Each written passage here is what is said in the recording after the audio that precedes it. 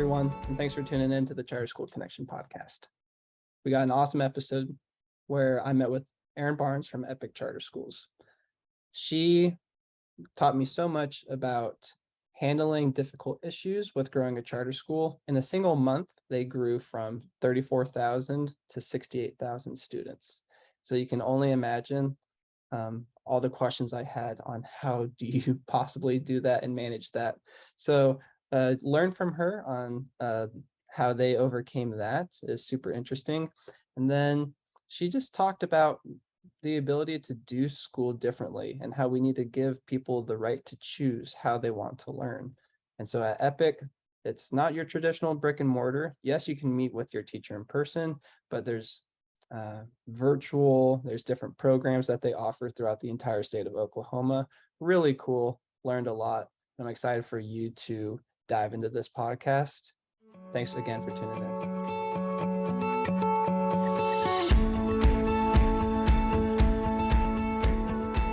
Hi, everyone. Welcome to the Charter School Connection podcast. I'm hosting today's episode. Today is January 10th, 2023, and I have the pleasure of meeting with Erin Barnes. Erin, welcome. Thank you. It's good to be here. Erin, I was wondering if you could just quickly take some time to explain your position at Epic Charter Schools. And after that, I would love to just learn more a little bit about your history, where you're from, how you grew up and things like that. Sure. So I am the Director of Communications at Epic Charter School, and I don't know how other schools do it. We, have kind of piecemealed things together for a while, and it seems like now we're kind of reaching this world of historical, circumstances because we're still relatively new. We're in our 11th school year since inception, and so we handle obviously internal and external comms. We do PR. The website is under us. We have an intranet that was built to let us discuss internally that we manage. And then we handle events as well as social media. So, I mean, it's kind of an overarching world of all things communication. Man, yeah, that's wild. And for those who don't know, Epic is like a hybrid type school, right? It's not all brick and mortar. Could you kind of quickly explain a little bit what Epic is like? Sure. And so we have a few different models now and different charters within the overarching Epic. The original was one-on-one. And so that is every student with a laptop gets a teacher, and that teacher teaches in a one-on-one model, in person or virtually. It kind of depends on what the family needs and wants. And we are a choice school to the nth degree. So you can choose to have that face-to-face or virtual, like we just said, but we have 15 different curriculum options that you can choose from based on your grade level, how you learn best. Some of them have more video content. Some of them are more just read and answer. So that's up to you. And then you can supplement with anything you can purchase on Amazon, really. I mean, the sky is the limit on supplementals. But then we've kind of adapted to, we've got a schoolhouse model that operates a little more. It's still very virtual, but blended face-to-face, but it is definitely where there are maybe 10 to 15 third graders with a teacher at a time. And so it's a little bit rooted in traditional approach, but still very much a blended hybrid model out there. I mean, and you say 10 to 15, that's still just such a small classroom in comparison to some of the other classrooms you'd find elsewhere. Indeed. I mean, and the teacher may have 30 students on her roster, but she may have grouped these 10 based on ability or interest or curriculum. And then she'll meet with the next 10, based on why they've divided them up as well. Man, so cool. And where is Epic located? Epic is located in the state of Oklahoma. Our district is the boundary line that defines the state. And so we're a statewide charter school. And that's kind of a unique thing as well. A lot of charters out there are their own small district within a geographic location.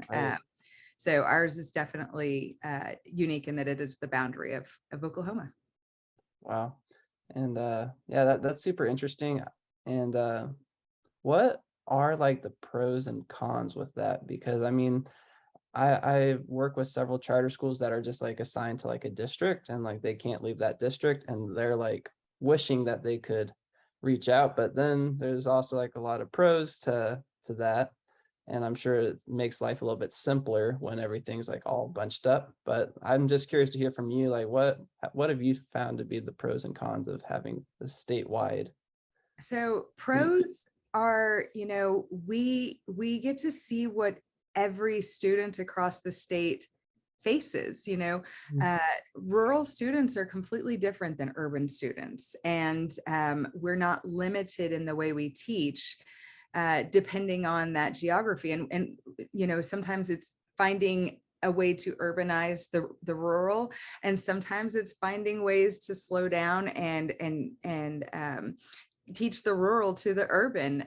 So as far as the pros, like I love knowing what every student in the state faces and knowing that we can be an option for every student out there. You find something that you love, and it's only for a small group of people, and you're like, wow, well, that group of people is super lucky. But here, anybody that wants to come to Epic across the state, we've got a way to teach them, and we just believe school can be different, and so we try to give them what they need and what that different is. Now, some of the cons, like we started a basketball program this year. It's our first sport, and we're trying to branch out, and there just isn't enough interest in some of the rural places, but people still want to be a part of it. And so we were like, Yeah. well, we don't have a coach in that area.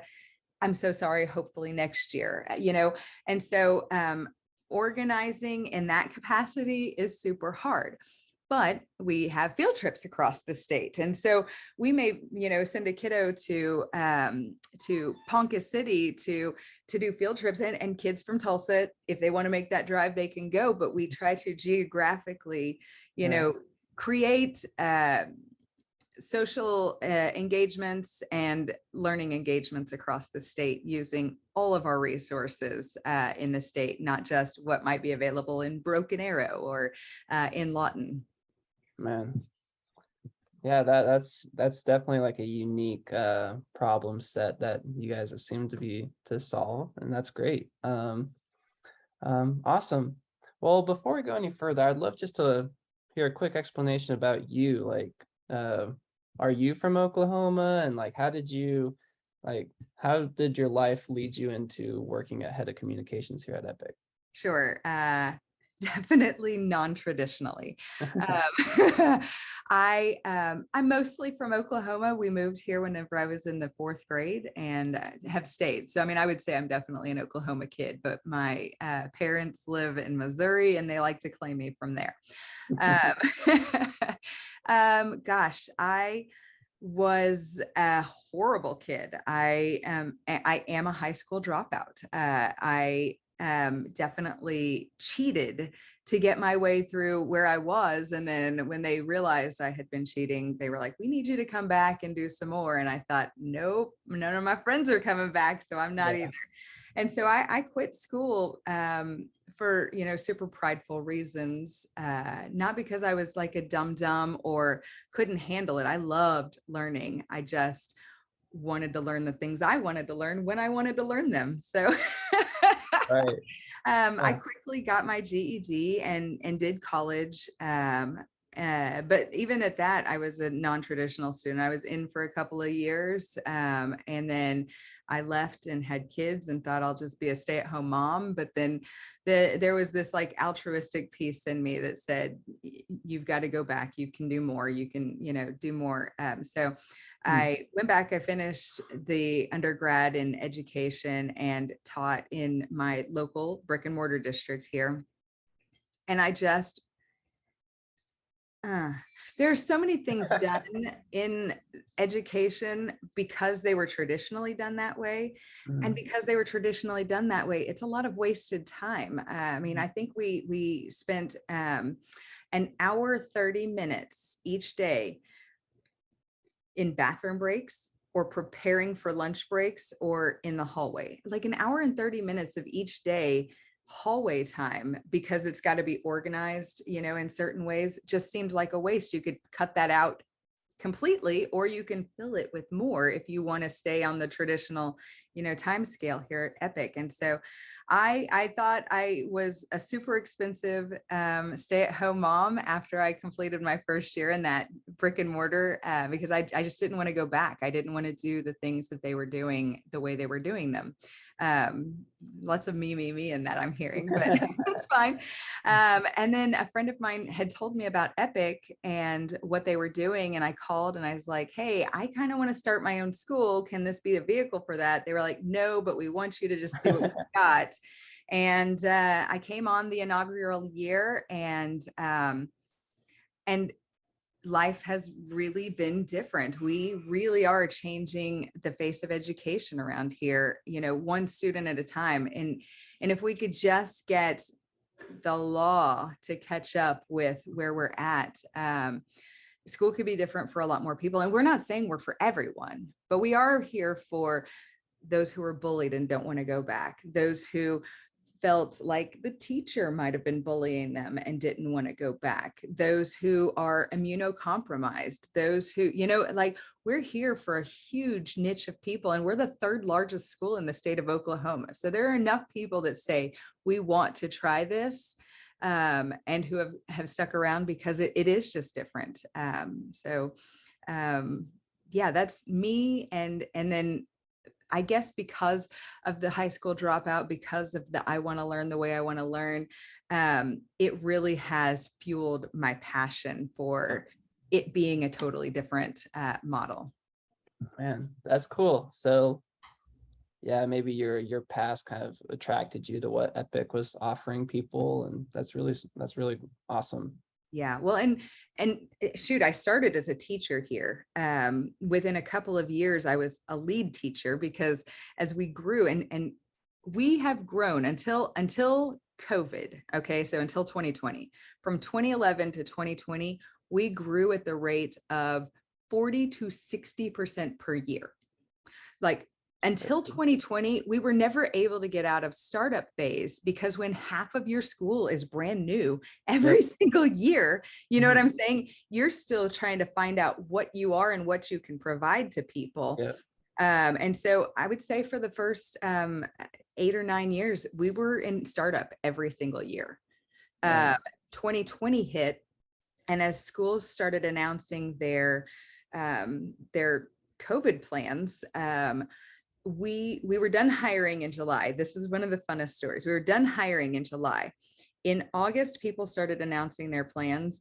And in August, we had to hire 500 teachers because we doubled in size. And when I say that, we went from 34,000 students to 68,000 students in 1 month.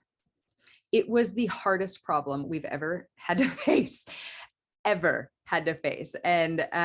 we've had a lot of difficulties. I mean, if you Google Epic Charter Schools Oklahoma, we're a mixed bag of all kinds of stuff around here.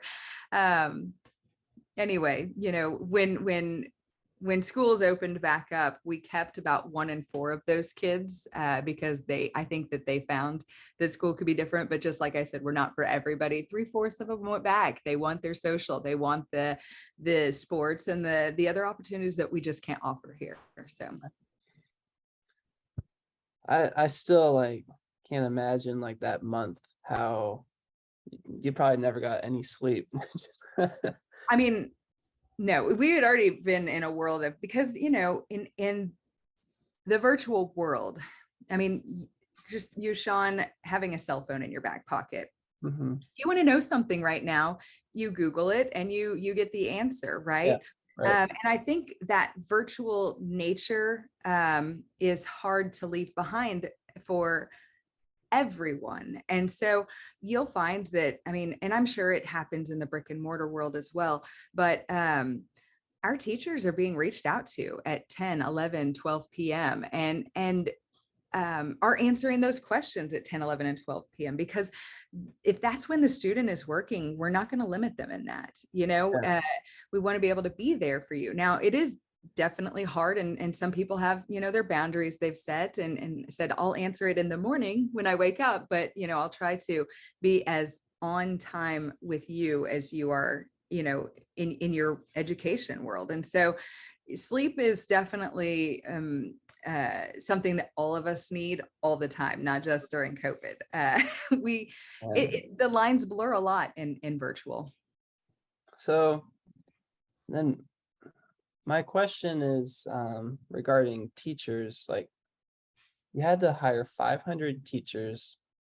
Like, how was that? Because I know you probably wanted to hire the right teacher, but sometimes you just have like a quantity problem that you're trying to fill. Like, were you able to hire like the staff that you wanted, and like how did that turn out, and did they perform well after just being thrown into a system? Like, I'm just curious how that turned out.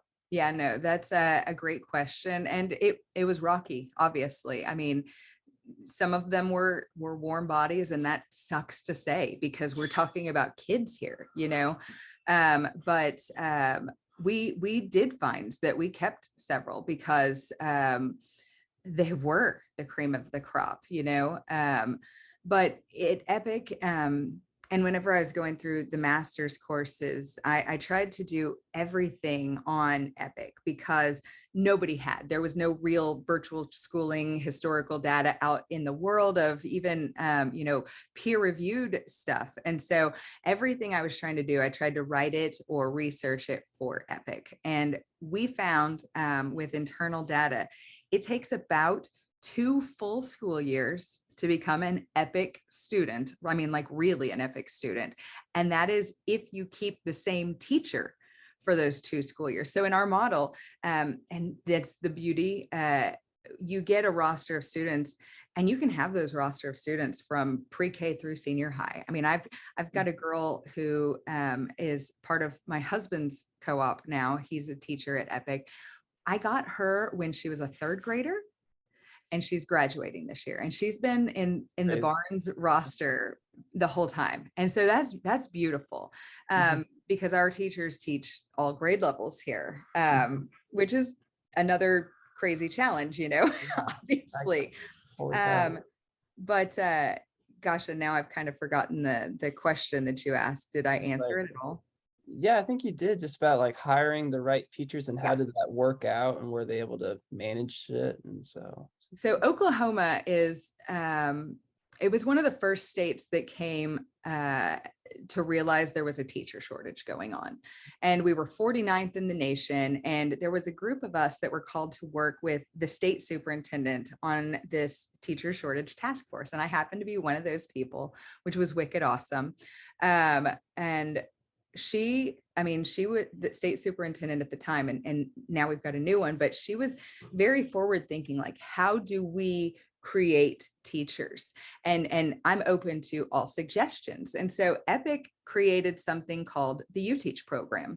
And we took anybody with a bachelor's degree, and within a year's time, we will throw you through our boot camp. You become, I don't remember what the acronym is, but basically you become American Board Certified Teachers, ABCT. I don't know. And since then, other districts and the State Department has come up with their own sort of You Teach program, but we just crunched the numbers, and our program has a 30% higher pass rate of that national, the American Board Certified Teacher test than the State Department. 30% higher. So we're creating teachers in that. And we find that a lot of times we've got, parents who have decided to use this as their vehicle for teaching their kiddos. and they're at home with their bachelor's degree. They know the system because their kiddos have been doing it for a year, 2, 3, 4 years. And then we say, you know what? You're brilliant. You've got a degree in, XYZ. Do you want to come teach for us? And so we've brought on a lot of parents as teachers as well, through this You Teach program, and now they're American Board certified. And not all of them stay with Epic, but that's okay. We're creating Yeah. teachers for the state of Oklahoma. So if we didn't find them, we made them. Yeah. Man, so cool. Okay. Um, awesome. I still can't believe you doubled in a month and you guys were able to handle that. And that's just so, so impressive. My next question is, we work with virtual charter schools in other states, and they've been around as long as you have, and they are just floating around maybe the 2,000 to 3,000 student range, and they also have their entire state. And then when you say like, yeah, we're sitting at 34,000 and you had the same time period. I mean, granted, not every charter school wants to grow, but Right. I'm just curious at how you were able to grow so quickly, because several of our clients do want numbers that big if they could get them. And so, Well, what's the secret sauce?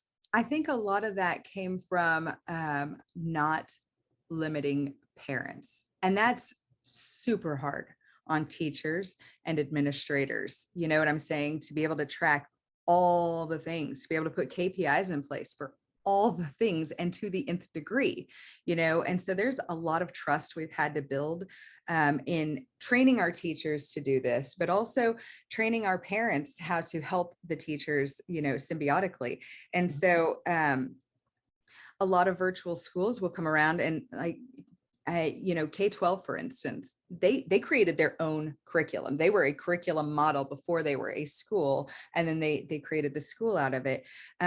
So they've got Fuel Ed. Well, we used Fuel Ed for a really long time. So we weren't using their teachers, but we were using their curriculum. We have the curriculum that lots of our brick and mortar virtual school counterparts are using as well, with Edgenuity or Compass or Plato Learning. So I think that the choice, and again, you're going to have to look at your charter bylaws and decide if you want to change them, but giving choice and power to the parents has been huge. The other thing that kind of sets us apart is that, in every school, in every state, in every district, the state says, here is how much a kiddo is worth in the world of education, which is an ugly way to think about it. I mean, it's not my funnest way to think about things, but we've basically said, the state says your kiddo's worth, $4,000. We're going to take that 4,000 and do what we need to do with some of it, but we're going to give you 1,000 of it. And so our parents decide what technology they need with that, what curriculum they want with that, what supplements, and then even things like extracurriculars, that $1,000 learning fund. We've created partnerships with a bunch. I mean, I don't even know the number, probably 400 or 500 different businesses across the state of Oklahoma that provide karate, horseback lessons, dance, basketball, judo, art, music. And so we've got places like Abbey Road in Jinx, Oklahoma, that is offering our students music, lessons and in the instrument they want. Not every school across the state has a jazz band. I know Sepulpa does, but Lawton might not. But the kid wants to learn the bass guitar, and they can learn the bass guitar. For my kiddo, we had gymnastics that was a carrot and a stick. The learning fund paid for it, and we would say, listen, eligibility is a thing. You have to be able to keep your grades up to be able to compete at the gymnastics, and so giving some of that power to the parents is huge, and teaching them how to use and harness that power for the greater good of their kiddo. My other kiddo is dyslexic and has ADHD and is gifted and talented, so she's got this twice exceptional thing going on. And so for her, her motivation is completely different than my youngest. And so for her, taking things and getting her a lesson when she finishes a program, or versus a lesson daily or a lesson 3 times a week. And so we find ways to motivate the kiddos, and the parents can harness some of that power because they know their kids better than we do. We Yeah, give the input on the standards, but we don't know who they are, at 5 p.m. So, man. Yeah, well, that's awesome. Seems like when you give trust to the parents, that helps your growth, but it also, um, does that help with your relationship with the parents? Because I know with a lot of charter schools that I talk with, they say, hey, we don't really know the parents. Like we see their kids show up, they drop them off, and then we see them in carpool lane or whatever, but that's it. Maybe they'll come to a parent teacher conference. Do you feel like your relationship with parents is better or worse than, or like better or worse isn't right, like less or more than like the average school, or what would you say? sure. I mean, we've got the same challenges a lot of kids Yeah. face, but so our very initial meeting with a family, Sean, you bring your kids to Epic. My initial meeting with you is something we call an ILP. So every school across the nation knows what an IEP is if your kiddo is in special education. Mhm. Here we've got an ILP. So every single student is met with and talked about at a very individual, granular level. And so if I'm talking with you about your kiddos, you're going to tell me, well, I've got a 3rd grader and I've got a 5th grader, and this one likes this and this and that, and wants this curriculum with these supplements, and this is the time of day we will work. But my 5th grader wants this, this, and that. And so from the get-go, we are talking about what's most important to you, and Mhm. you're reciprocating with us. And so we are starting to build relationships from the get-go. And then with the being able to keep a student from 3rd grade to senior high. I mean, yes, I have gone to weddings, and I've been in the hospital room for Oh, births of some of wow. my past students. It is kind of a beautiful relationship Yeah. when it works. And then part of that too is in that initial meeting, and when you sign your kiddo up, you kind of commit to volunteering 20 hours a year. And that 20 hours a year can be at graduation, or it can be at a science fair, Mhm. or it can be you being a part of this learning process and working with the teacher. You know what I'm saying? Yeah. And so when that's a part of the initial contract, it definitely helps carry some weight with keeping in contact. We obviously have people that want to come here and hide out. We obviously have people that show up, drop their kids off, and don't check in. I mean, so we've got the same struggles, but I feel like we were very purposeful up front with how we wanted the relationship with families to work, and so they buy in more often than not. Man, that's awesome. I'm getting, tell me if I'm wrong, but I'm getting the feeling like that you're willing to trust parents a lot, and you're willing to, give that, $1,000 fund. You're willing to really bend, but at the same time, you're like, we're not going to work harder than you. So you also have to buy into the program. And so like, is that kind of true? Oh yeah, no, I mean, so we definitely have metrics like if your kiddo has to log in a certain number of hours, in the week, we have to see that they've taken the attempt to log in at least once every 5 days. If you don't get that, you're probably going to get an email from us that says, hey, we haven't seen your kid in the last 5 days. What's going on? You're at a risk for being withdrawn. And the state gives us our rules on truancy and absenteeism. So we will send that initial email out that reminds them, oh gosh, and then they can say, hey, we've actually had COVID in the house, or strep is going around in our family, or, my grandfather died, we were on vacation. We're like, yeah, no worries. Just, within the next couple of Yeah. days, get something logged in and done. And so, yes and no. And for what it's worth, that $1,000 never touches the hand of the parent. The parent sends us a link and the school buys the products that they're wanting. I wanted to make that clear. Like, Yeah. there's no no money in hand and Yeah. exchange in that way. It's kind of an internal Mhm. voucher, and that's an ugly word in Oklahoma. We're not a voucher program, but it is kind of, if you want to think about it, an internal voucher program for them. Cool. Wow. Okay. Man, so unique. And you seem so like sincere and like genuine about like, this is, what we're doing. This is what's hard. This is what, so it's so cool and interesting. Let's see here. You've mentioned a couple times about like, if only like, state legislation could catch up. And then you mentioned like, the state checking for absentee and stuff. So I'm just curious on like what your thoughts are. Like, where is legislation now in Oklahoma? Like, where would you like it to be? What are some good things they've done up to, like, I'm just curious, like on the legislative side, like what is happening in Oklahoma? And so this is a very Erin opinion, because I'm not in the world that deals with the legislators. But I was telling our superintendent just the other day, like, when you and I first met and had our conversation, it took me 15 minutes kind of to explain what EPIC is, because we're so nuanced and so different from every other school.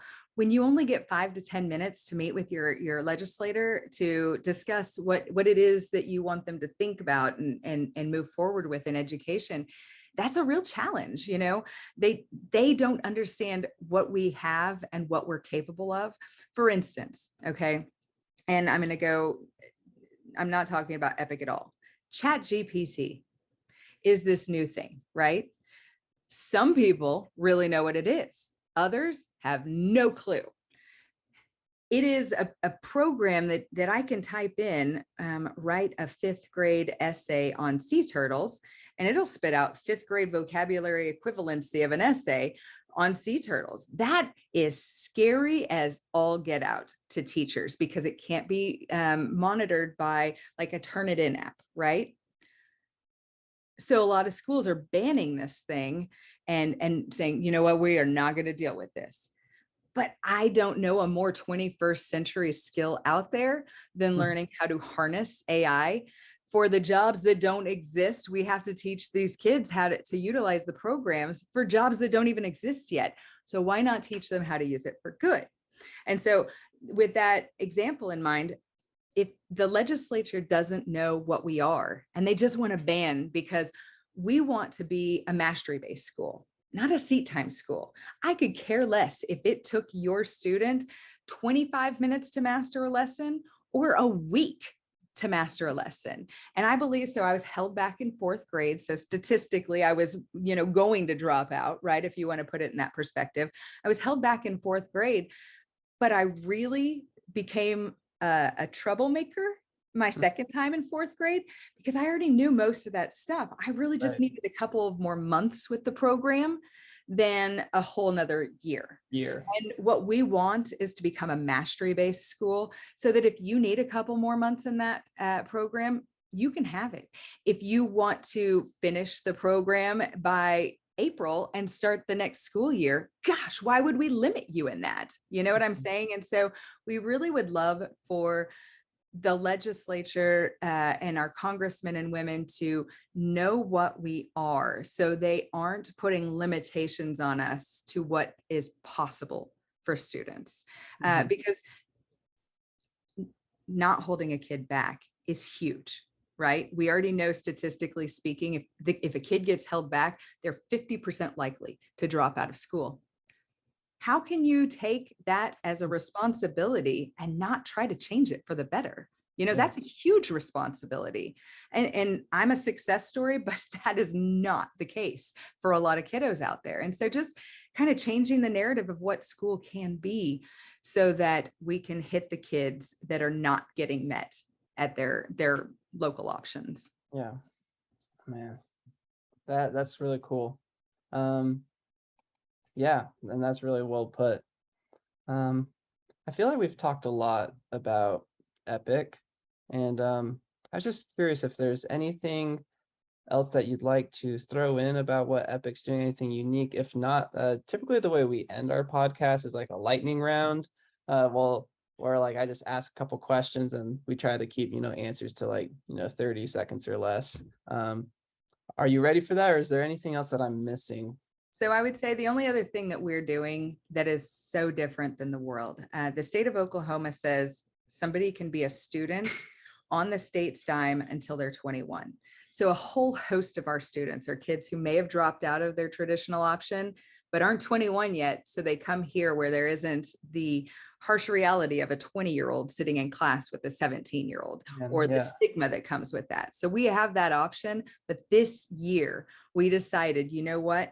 Up until 25, we'll foot the bill from 21 to 25. So if there are anybody in Oklahoma who wants to be a high school student and they're past that age of 21, we will foot the bill for that and educate you. And I think that is just another bleeding edge of education, as well as leading edge of education. I mean, it's tough to be in this world. It really is. It's tough to be innovative and held back. It's tough to be forward thinking, but 49th in the state, because that's where, we're stuck. And so I would just say, if there are any school leaders out there, talking with your legislature about what you are and trying to get them to think forward with you, that I think that would be just huge. So I'm ready for lightning round now. Oh no, I love that you added that piece in there. While I was at college, to earn this one scholarship that was awarded to me, I needed a certain like SAT score, and I looked back at my SAT scores from high school and it wasn't like, it didn't meet it, and I was like, oh dang, like, so I had to go back and like retake the SAT, and I felt so, I don't know, I didn't feel good, like, because I was like 23 or 24 at the time, and I was in this classroom of like 14 and 15-year-olds, and I was like, I hated it. And so And there would be parents that would hate that too. What is this guy doing what is with this? my 14-year-old? That's not cool. Yeah, that's not cool at all. And so like, it's just not cool for anybody. So the fact that they can go to Epic, and not have that stigma, and, actually sit in this classroom with, people, from basically a different generation than them. So like, But that's a double-edged sword also, because again, the state decides funding based on, X, Y, and Z. These students that are 19 to 21, they don't count in funding because they're not on cohort. And so you end up, we're doing the world a service, right? We're doing the state of Oklahoma a service, but no credit. And not that we need the credit for it, but it would be nice to be able to do more for the students and get the funding to do that more. So that's all. no, I'm glad that you threw in that piece. That's so cool. All right. So, these are just like questions, and we call it the lightning round, just, I don't know, because it's kind of like a podcasty title, but like, don't feel like rushed or anything. Okay. So, Okay. Like I need a buzzer. yeah. So, let's see. If you were given like a one-time use magic wand, what would you do to your school with it? Like, what would be your one wish that you'd fix? Ooh, magic wand, one thing to fix. I would offer weekly PD on compassion and why doing it for the student versus self is the greater good. Okay. Yeah, so PD as in personal development, right? Personal or professional. Yeah. I mean, I think a lot of times decisions are made because we can track it. It's KPIable. It's, scalable. Yeah. But when you're doing things on an individual basis, because that's what the kid needs, it's not scalable. It's not trackable. It's hard. It's super hard. And so just being able to remove self from decision making would be huge. So cool. Okay.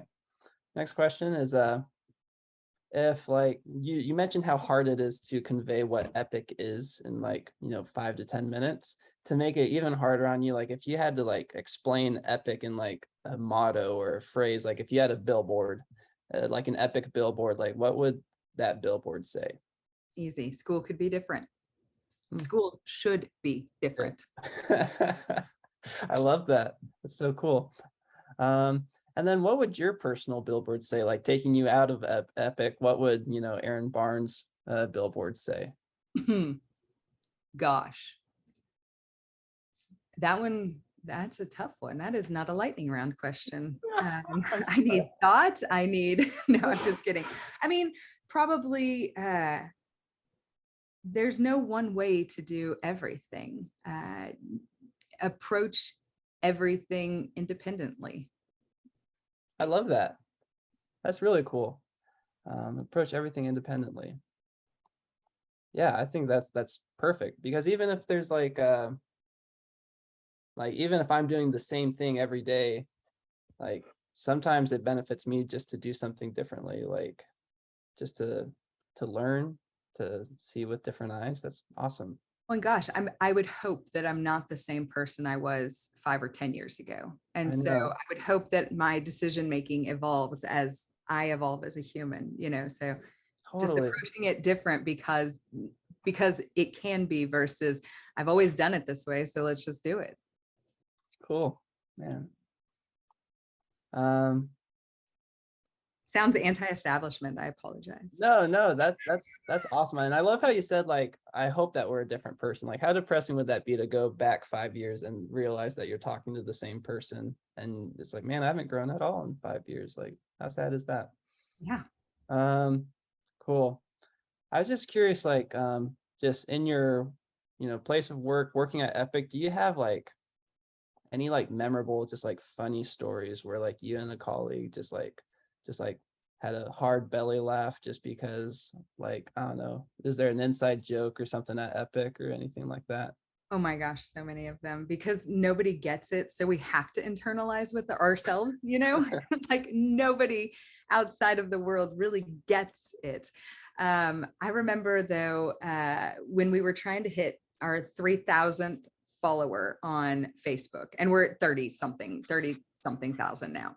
But at that 3,000 mark, we were like, we're going to do something big. And it was right when Facebook turned on Go Live. And so we were like, oh my gosh, what if we went live and did a music video live from the offices? And so myself and our creative director, I kind of had this superpower of being able to rewrite lyrics to songs for educational purposes. I tag Weird Al Yankovic all the time. He's never liked anything I've ever said. And that's fine. But we rewrote the lyrics to School's Out for something like School's Yeah. Out. Yeah, for Epic. And we walked through every single office while this song was playing. And I fell off of a table. And it was fun because I was trying to like jump onto it and slide across. And anyway, so that's super fun. We've pulled a lot of pranks on each other because, in a very virtual world, if your computer is left up, I mean, it's fair game. And so Oh yeah. there's a Facebook post that comes up all the time. Well, at least once a year. One of our superintendents got on there and said, like, I like to eat my boogers or something. Just, fun. The spirit of fun is in everything. No, that is so cool. Man, that's awesome. And I can't believe a superintendent was like that fun, or that, that, I don't know, that's so cool to have that type of environment. Just know, like, we're doing something really cool and really serious here, but we can have fun while doing it at the same time. Yeah. Last question is, are there any books or podcasts or music, or is there anything that's just like made you like a better educator, or made you a better person, or you would recommend to other charter school administrators, or like, is there anything that you would just want people to know about that has helped you with your growth? So yes, obviously anything that came from Ron Clark or Jeffrey Canada, those are huge. I love the way Ron Clark approaches teaching, and I love Jeffrey Canada's approach to poverty and people who don't have, right, the have-nots. But Adam Grant, and he's got several different projects he's got in the podcast world. He's got one called Rethinking, and it kind of went along. He had this book called, I have it up here. I don't know if I have it. I don't know if I have the original one, but the second one he came out with like 5 years later and was like, think again. And so this podcast is like things we thought we knew. We can rethink and rework, and it kind of go. I mean, that's probably why I came up with that lightning round answer that I had. Is I've got, Adam Grant's narrative running in the back of my head all the time. Anything by him, Brene Brown, they're huge. Gosh, there's a podcast now that is Simon Sinek, Brene Brown, and Adam Grant together. Wow. I know, right? Like the world did not implode with all of them being together. Now they're not in the same room, so maybe that's why. But they are all in the same podcast, and the way they banter back and forth with each other and stuff, it really makes you think on everything. Man, I'll have to dive in and research that a little bit more, and I'll include links to all of those in like the summary notes of this podcast. But that's awesome. Thank you for sharing that. Of course. Awesome. I am out of questions, but I'm super grateful to have talked to you and just learn more about Epic and all the great things you're doing in Oklahoma. And just I'm inspired by how you are building something that's different, and you're not just like following the traditional mold and spending the hour and a half in a hallway, like you said. You're trying to create opportunities for kids all across the state, whether it's music or basketball team, like you said, and like, it's just so exciting. So thank you so much. One of the things I'm super appreciative of, just so you know, if I can make a Charter Connect plug real quick, because we're innovating, because we're doing these things, we don't, and because we're so new, we didn't know what we didn't know in the SEO world, in the world of Google Analytics and stuff like that. And so what you guys are able to do for us, and bringing us to current in the world of Google, and fixing some of the things we didn't know how to fix, I can't thank you enough. Like, I am so excited for this partnership, and I know you're not paying me to say this, and I know that you're like a little bit, but I am so thankful. And then you're like, let's do a podcast. And I was like, heck yes, let's do a podcast, because y'all are helping us so stinking much. Any way we can give back, we will. Thank you so much. The fact that you said that just so candidly, just, man, thank you so much. We love to do it, and yeah, we're excited to see what comes with Epic, because it's only going to be good from here. So, well, thank you. Erin, thank you so much for your time. I know you're so busy. Like, I can't imagine being head of communications when you have, tens of thousands of students. And so I'll let you get back to the rest of your day, but thank you so much for your time. Thank you. Have a great day. Thanks. You too, Erin. Bye.